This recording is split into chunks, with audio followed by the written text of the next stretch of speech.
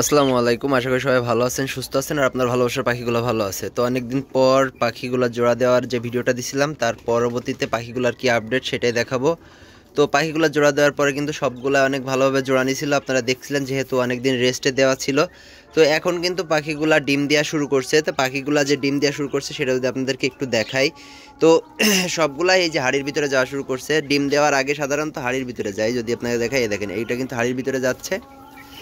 আর এই দেখেন এইগুলা হচ্ছে ডিম, এটা দিছে কি না, না এটা মনে হয় এখনো ডিম দেয়নি।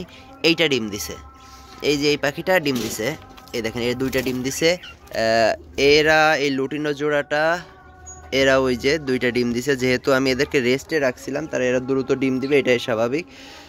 এরা এখনো ডিম দেয়নি, এরাও হচ্ছে ডিম দিছে। ডিম দিলে বোঝা যায়, ডিম দিলে পাখি যেভাবে বসে থাকে তাতে বোঝা যায় যে এরা ডিম দিছে। দেখি একটু সাইড দাও, সরতেছে না আসলে, ডিমের উপরে বসে রয়েছে, ডিস্টার্ব না করি। তো এরাও তো দুইটা ডিম দিছে। এইখানে এদের কাছে ডিম আছে কিনা দেখা যাচ্ছে না, এদের কাছে ডিম আছে কিনা দেখা যাচ্ছে না। ডিম দিলে দিতে পারে, তবে এটা ডিম দিছে আমার মনে হচ্ছে, যেভাবে বসে আছে ওই যে ডিম দিছে। এদের ডিস্টার্ব না করে আসলে ভিডিও বানাইতে যাই, কিন্তু আমাদের বাচ্চা আসলে অনেক কম হয়ে যায় মাঝে মাঝে, কারণ এরা খুব বিরক্ত হয় আমি যখন রেগুলার ভিডিও তৈরি করি। তো এখন রেগুলার ভিডিও তৈরি যেহেতু করব, একটু বিরক্ত হইতে পারে। আর আপনারা অনেকে মনে হইতে পারে যে এই যে পানিটা সাদা সাদা কেন, আসলে এই পানির সাথে আমি সকালবেলা হচ্ছে যেটা, সেটা হলো যে 10টার দিকে আমি দিছি হচ্ছে একটু ইসেল বা রেনা ইসেল, আপনারা যেটাই বলেন, ডিম বাচ্চা ভালো হওয়ার জন্য আমি যেটা ইউজ করি সেটা দিছি। আর সিড মিক্সে তো তেল জাতীয় খাবারগুলো ব্যবহার করছি, সেটা তো বারবারই বলি। এইখানে হচ্ছে ডায়মন্ড ডাব রাখা আছে কিছু, আর এইখানে হচ্ছে অস্ট্রেলিয়ান ঘুঘু রাখা আছে কিছু। আর আমাদের হচ্ছে এই যে বিরাহামা মুরগিগুলা দেখেন, এইটা হচ্ছে ফিমেল বিরাহামা মুরগি, মানে এটা হচ্ছে মেয়ে, আর এইটা হচ্ছে মেল বিরাহামা মুরগি। দেখেন সাইজটা, এই যে আপনি এই বালতিটা দেখলে বুঝতে পারবেন যে এই বালতিটা কত উচ্চ রঙের বালতি, তাইলে বুঝতে পারবেন যে বিরাহামা মুরগিটা আসলে কতটা বড় হয়েছে।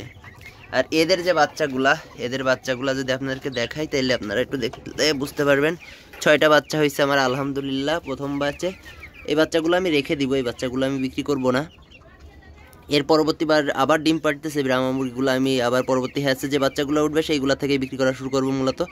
দেখেন মাশাল্লাহ, পায়ের লোম, গলার হচ্ছে লোমের কালার, তো এইগুলা কিন্তু অনেক ভালো কোয়ালিটির।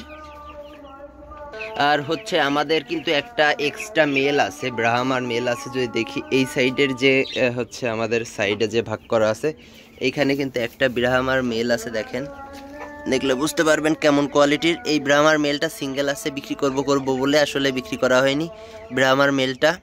তো এটা সেল করে দিব, কম দামে সেল করব। কারো যদি ব্রাহ্মার মেল লাগে তাইলে আপনারা আমাদের সাথে যোগাযোগ করতে পারবেন।